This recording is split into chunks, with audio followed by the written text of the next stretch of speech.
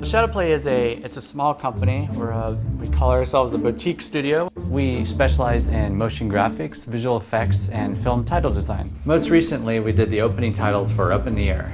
I met Jason Reitman for the first time at the Sundance Film Festival in 2000. Our two short films were kind of on a similar short film festival circuit that year, and it was a film that we shot entirely against a green screen and composited into these handmade, hand-painted sets. He really liked that combination of live action and animation that we did, and I think that's the reason that he called us for Thank You for Smoking. All three of Jason Reitman's title sequences allowed me to do the three things I really like. With Thank You for Smoking, it was graphic design. With Juno, I was drawing and illustrating.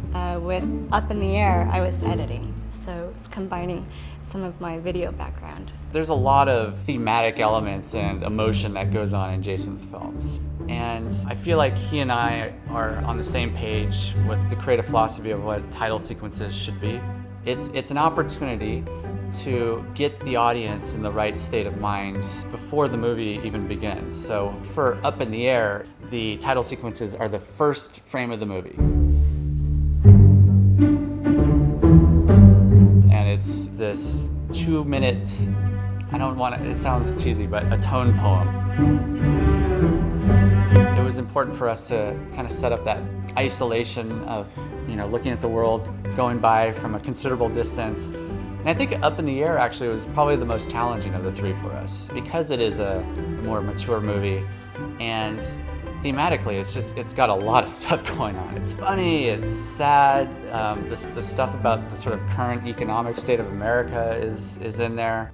If I had to kind of simplify the philosophy of our title sequence design with Jason in particular, it's the word timeless. We're not leaning on technology quite as much to make it look like it only belonged in 2008 or 2009. When someone further down the line is watching it, they can enjoy it as well.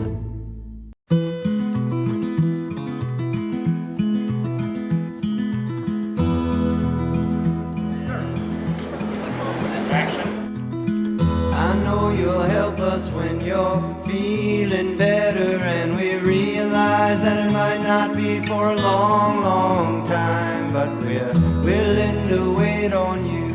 We believe in everything that you can do if you could only lay down your mind. Take the time to take apart each brick that sits outside your heart and look around you. I want you to try to help yourself.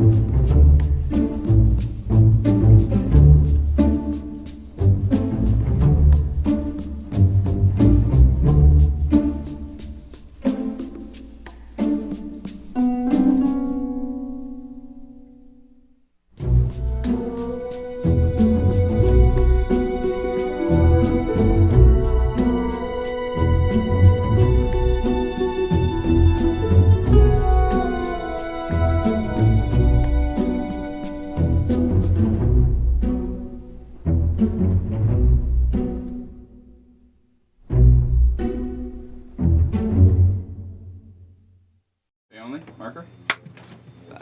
And Just keep it going. set. Grab my hand. Okay, it's gonna be dolly 2, 3. And dolly, everyone shakes on 3. Let's go back to 1, go back to 1. So 3 is the turbulence. And dolly 2, 3. Cut.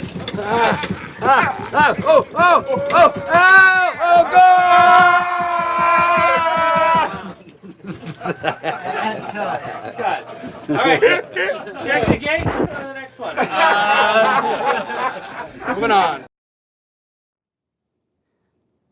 Now, this is going to be a little difficult, so stay with me. How much does your life weigh? Imagine for a second that you're carrying a backpack. Now, I want you to pack it with all the stuff that you have in your life. You start with the little things, the things on shelves and in drawers, the knickknacks. You start adding larger stuff. Clothes, tabletop appliances, lamps, your TV. Backpack should be getting pretty heavy now. You go bigger. Your couch, your car, your home. I want you to stuff it all into that backpack. Now, I want you to fill it with people. Start with casual acquaintances, friends of friends, folks around the office. And then you move into the people that you trust with your most intimate secrets.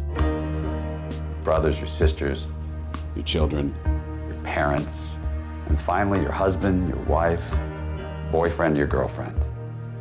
You get them into that backpack. Feel the weight of that bag. Make no mistake, your relationships are the heaviest components in your life.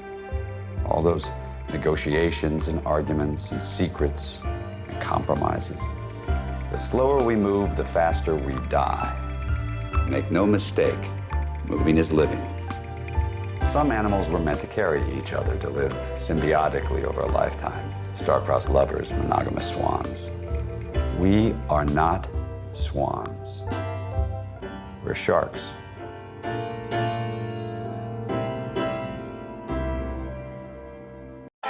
Last year, I spent 322 days on the road. I flew 350,000 miles. The moon is 250. All the things you probably hate about traveling are warm reminders that I am home. Welcome back, Mr. Bingham. I am the passenger. I work for a company that lends me out to cowards that don't have the courage to sack their own employees, and for good reason. Who are you, man? Because people do crazy stuff when they get fired. I'm gonna need your key card. We received a dynamite young woman from Cornell, Natalie Keener. I want you to show her the ropes. I'm not a tour guide. This is the boat, this is you. You want to be in the boat? Yeah, alone. Show her the magic, take her through the paces. What? Follow me. You never get behind old people. Their bodies are littered with hidden metal, and they never seem to appreciate how little time they have left. Bingo. Asians. They pack light, travel efficiently, and they got a thing for slip-on shoes. God love them. That's racist. I'm like my mother. I stereotype. It's faster. You gotta fill me in on the miles thing. What is that about? I plan on grabbing as many miles as I can. What's your total? Is it this big? This big? I don't want to brag. This is pretty sexy. We're two people who get turned on by elite status. Good call on that towel rack. Shame we didn't make it to the closet. We got to do this again. What kind of relationship do you have? You know that moment when you look into somebody's eyes and you can feel them staring into your soul and the whole world goes quiet? Yes. Right, well, I don't. You're awfully isolated the way you live. Isolated, I'm surrounded. Aren't you supposed to be consoling me? I'm a wake-up call. This is a rebirth. You have set up a way of life that basically makes it impossible for you to have any kind of human connection. You're grounded. Everybody's grounded. They're pulling us off the road. We're going home. If you think about it, your relationships are the heaviest components in your life. Your husband, your wife, your home. We weigh ourselves down until we can't even move. Make no mistake, moving is living. I'm not really sure how long this whole exercise is supposed to last. No, I don't even think of him that way. He's old.